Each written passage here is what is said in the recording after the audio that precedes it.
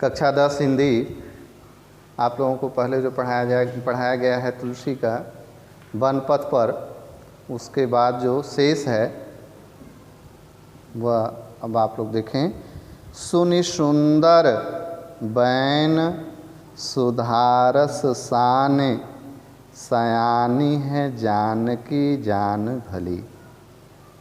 तिरछे करी नैन दैसैन तिन्हीं, समुझाई कछु मुस्काई चली। तुलसी तेहि अवसर सो है सबे, अवलोकत लोचन लाहु अली। अनुराग तड़ाग में भानु उदय, बिगसी मनु मंजुल कंज कली। सुनि सुंदर बैन सुधारस साने, उन ग्राम वधुओं के द्वारा सीता जी से भगवान श्री राम का संबंध पूछे जाने पर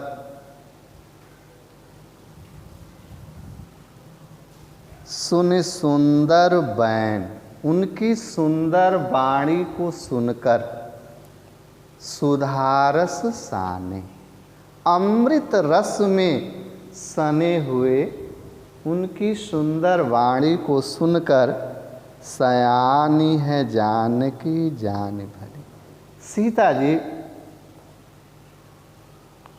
अच्छी प्रकार से चतुर हैं और उन्होंने उन ग्राम वधुओं के प्रश्न का उत्तर अत्यंत चतुरता से दिया, चतुराई से दिया।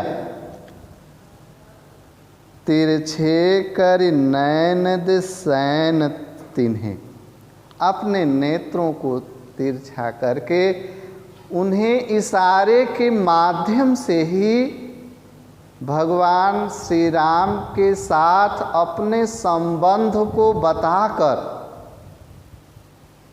सैन तिन्हें इशारे के द्वारा, समुझाई कछु इशारे के द्वारा ही उन्हें समझाकर अपने संबंध को बताकर सीता जी मुस्कुराते हुए मार्ग में आगे बढ़ गईं।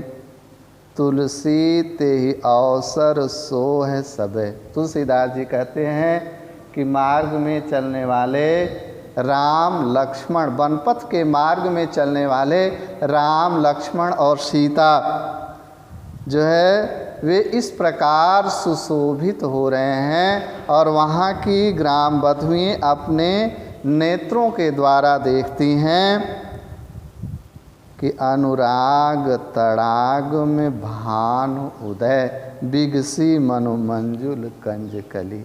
मानो प्रेम रूपी तालाब में राम रूपी सूर्य उदित हो गया है और उनके नेत्र रूपी कमल की कलियां खिल गई हैं, विकसित हो गई हैं। अब आप लोगों को तुलसी का समाप्त हो गया। इसके पश्चात अब आगे आप लोगों को अगला पाठ है रसखान जी। अब रसखान के जीवन के विषय में आप लोगों को बताते हैं। रसखान सगुण काव्यधारा की कृष्ण भक्ति शाखा के कवि थे। इनका जन्म सन 1558 ईस्वी के लगभग दिल्ली में हुआ माना जाता है। इनका जीवन वृत्त अभी भी अंधकार में है। इनका नाम सैयद इब्राहिम था। ये दिल्ली के पठान सरदार थे।